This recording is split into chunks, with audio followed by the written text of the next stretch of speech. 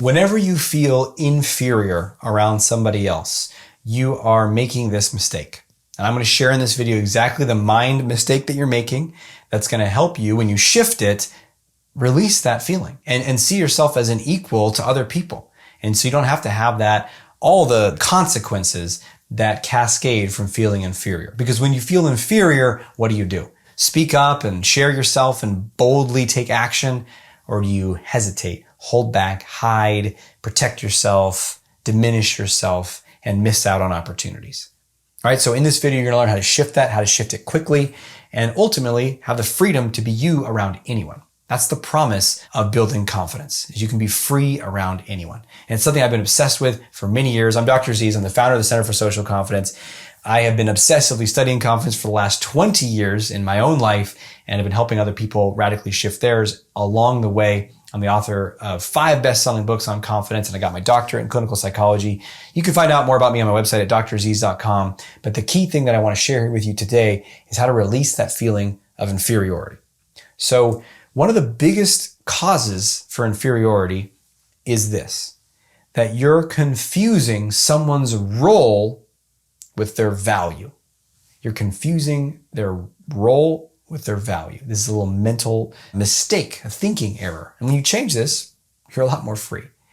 So the other day I was speaking with a gentleman and he was in some meetings and there was several CEOs, different companies, and he wasn't at that level. He was doing sales. And so he was interacting with these people and he's like, well, the CEO walked in the room and this person, and he felt very nervous. And usually when you feel nervous, underneath there's a sense of inferiority, less than. And what was he doing there? He was confusing that person's role, their title, CEO, president. And the title could be official like that, CEO, or maybe a role of this person is playing the role of a popular person, a beautiful person, a rich person. And so you see that role and that person's playing that role and you say, well, geez, how can I even talk to that person? They're so much better than I am. No, they're just playing that role at that moment. That CEO, when he or she goes home, is not playing the role of CEO. Do they have young kids? Because if they got a 3-year-old, the 3-year-old doesn't care. They're like, you clean up my stuff, wipe my butt, right? And the CEO's there wiping his kid's butt. Come back here. I didn't get it all, right? So that person takes off the mantle, takes off the role, and they're doing something else. And that beautiful person and popular person, they're popular on social media, they got a following, or everyone wants to go to their house or their party. That's that role. And then when they're hanging out with their mom doesn't care. She's like, you should visit me more, right? And now that person's in a different role. So do you see how we're flitting through these different roles in our lives?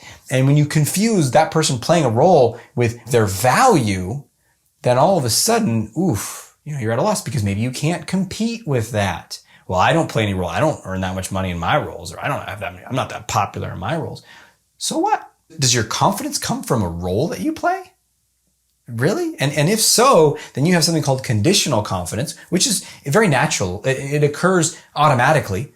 People get a big paycheck and they get more confidence for a while. People get a hot partner, they feel confident for a while. Why? Because that's conditional confidence. When the tide is coming in, you're confident. But what happens when the tide goes out?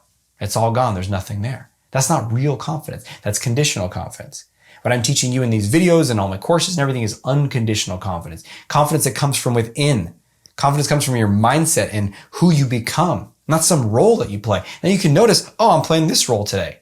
I'm going to go here. And if you want to play more powerful roles or whatever, great. You might create that in your life. But rest assured, it has nothing to do with your inherent value as a human and your lovability, right? Does the CEO only have CEO friends?